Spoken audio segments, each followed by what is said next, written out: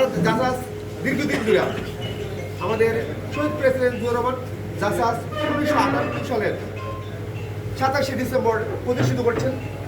সেই লক্ষ্যে আমরা যখন 2022 সালে জাসাস কুমিল্লা জেলা উত্তরের দায়িত্ব পাই, কুমিল্লা জেলা উত্তরের সকল উপজেলায় কমিটি দিতে সক্ষম হয়েছি এবং আমাদের এই অঞ্চলে আমাদের নেতা ডক্টর খন্দকার মোশাররফ স্যার এবং মারুফ ভাইয়ের নেতৃত্বে আমরা জাসাসটাকে সুসংহত করার জন্য কাজ করছি। দাওয়াত দেবে একটা টিকা সোমনাথ। তাই চাচ্ছি যে আগামী নির্বাচন আমাদের নেতা বিএনপির চেয়ারম্যান ভারপ্রাপ্ত চেয়ারম্যান জননেতা তারেক রহমান কিন্তু ঠিক 6 তারিখের পরে একটা আমি বক্তব্য শুনছিলাম, ভার্চুয়াল বক্তব্য কুমিল্লাতে সর্বপ্রথম যে বিষয়টা তিনি কিন্তু উনি বলেছিলেন যে আগামী যে নির্বাচন সেই নির্বাচনটা অনেক কঠিন হবে, আপনারা মাঠ পর্যায়ে কাজ করতে হবে এবং একটি অদৃশ্য শক্তি আমাদের পিছনে লাগে আছে। আসলে একটি নাও অনেকগুলোই অপশক্তি আমাদের পিছনে লাগে হয়েছে।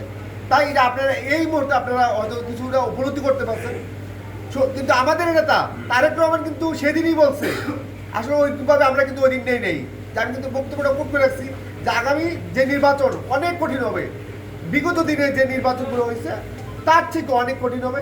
সেই লক্ষ্যে কিন্তু আমরা কাজ করতে হবে। আমরা যারা শহীদ প্রেসিডেন্ট জিয়াউর রহমানের আদর্শে রাজনীতি করি, আমাদের নেতা ডক্টর খন্দকার মোশাররফ নির্দেশে কাজ করি, চাই যারা জাতীয়তাবাদী শক্তির কাজ করি, আমরা কোনো স্ক্যান্ডালে যাব না।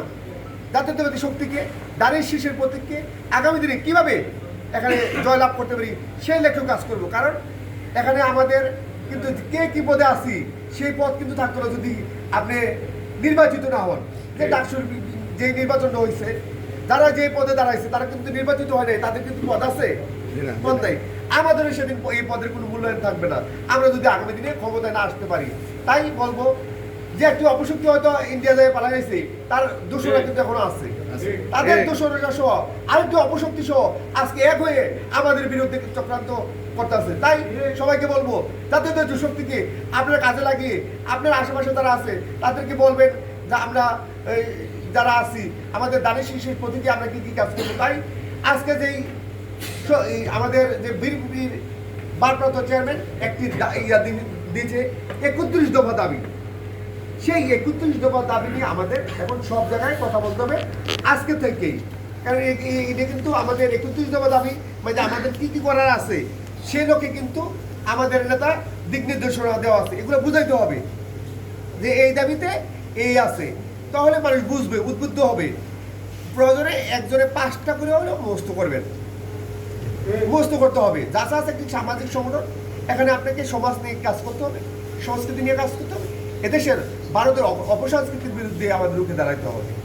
তাই আমি বলবো আপনারা যারা জাসাস গরিব পরিমাণ করতেছেন তাদেরকে ধন্যবাদ এবং অভিনন্দন। কিন্তু আগামী দিনে যে 31 দফা দাবি, 31 দফায় আপনি মুখস্থ করতে হবে না, মিনিমাম 5টা অন্তত মুখস্থ করবেন।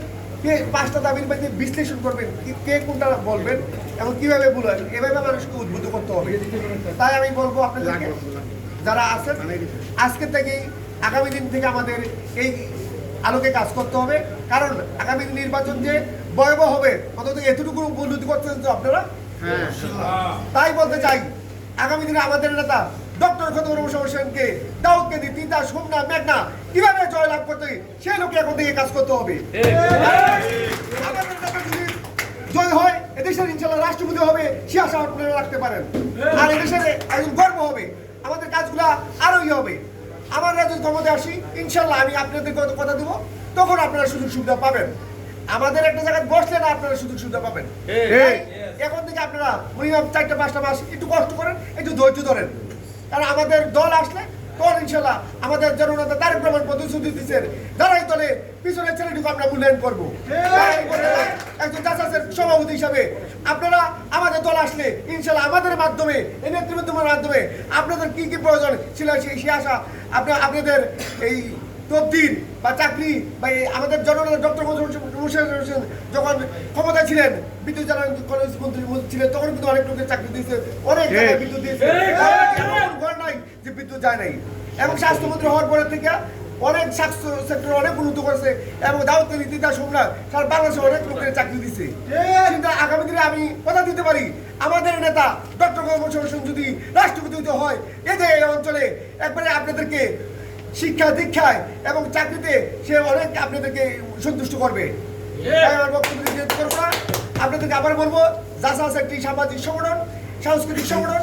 সেই সংগঠন আপনারা যারা আসছেন শিক্ষায় সুশিক্ষিতভাবে কাজ করবেন, কোনো বিশৃঙ্খলার মধ্যে আপনারা যাবেন না। এখন থেকেই আমাদের 31 দফা দাবি, আপনি পাঁচটা এরকম মুখস্থ করে আপনারা যেখানে আপনাদের ভাই বন্ধু আছে তাদেরকে বলবেন, আগামী দিনে যদি আমাদের দল ক্ষমতায় আসে তোমার জন্য এই করবে, সে বুঝবে। তাই আমরা কিন্তু বলছিলাম যে 5 তারিখের পরে আমরা যাকে ক্ষমতায় চলে আসছি, আমাদের থেকে বিরোধী দল নাই, আওয়ামী লীগ নাই, তাহলে আমাদেরকে আর ঠেকাই কেনায় ঠেকানোর কিন্তু আরো অনেক লোক এখন পায়দারা চলতেছে। তাই আমি বক্তব্য দীর্ঘায়িত করবো না। সবাইকে আবার অভিনন্দন ও শুভেচ্ছা জানিয়ে আপনাদেরকে জাতীয়তাবাদী আদর্শের রাজনীতিতে আরো সক্রিয় ভূমিকা পালন করার জন্য ধন্যবাদ জানাই এবং আমাদের নেতা ডক্টর গোলাম মোর্শেদ হোসেনের সুস্বাস্থ্য কামনা করে আমাদের নেতা মারুফ ভাইয়ের আগামী দিন এমপির সেই সম্ভাবনা নিয়ে আমরা কাজ করব। সবাইকে ধন্যবাদ। বাংলাদেশ জিন্দাবাদ, বাংলাদেশ জাতীয়তাবাদী সামাজিক সাংস্কৃতিক সংগঠন জাসাস জিন্দাবাদ। আসসালামু আলাইকুম।